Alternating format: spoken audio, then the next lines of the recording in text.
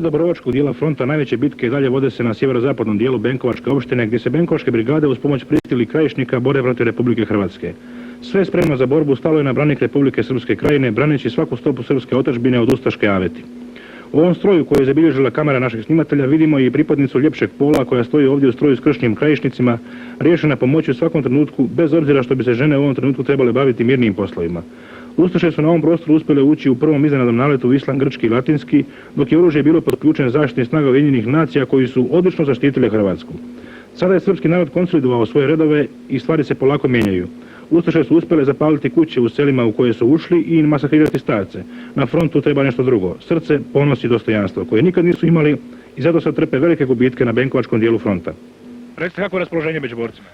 Nikad bolje. Nikad bolje. Ovo je naša krajina za koju smo se borili i koju tražimo već dugo godina. Znali smo mi ko su ti Hrvati, da to nisu nikakvi ljudi. Nikakva braća i nikakvi naši prijatelji. Nikad neće ni biti. Ova krajina će biti samo naša, neka znadu da će samo naša biti. Ničija nego srpska i samo će Srbi u njoj živjeti. Šta možete poručiti ovoj ustaškoj bandi preko? Možemo im poručiti da u kratko vrijeme da ćemo ih vratiti i da ćemo im čak uzeti njihovog još, pa da bi onda mogli, kad budu plakali, da ćemo im onda njihovo vratiti. Kako u vojnom smislu i pozadinski radovi su sređeni.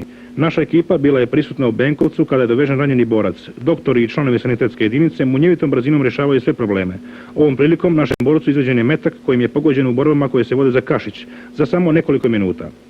Veliki problem je i dalje oko 5000 izbjeglica. Žene, djeca i starci, bježeći od ustaške Kame, iz Murvice, Crnog, Smokovića, Islama grčkog, Islama latinskog, Kašića, Biljana donjih i gornjih, smješteni su što privatno, što organizovano u Benkovcu, Brgudu, Dobropoljcima, Bukoviću, Bjelini i ostalim mjestima prema Kninu. Etnički sastav izbjeglica je čisto srpski.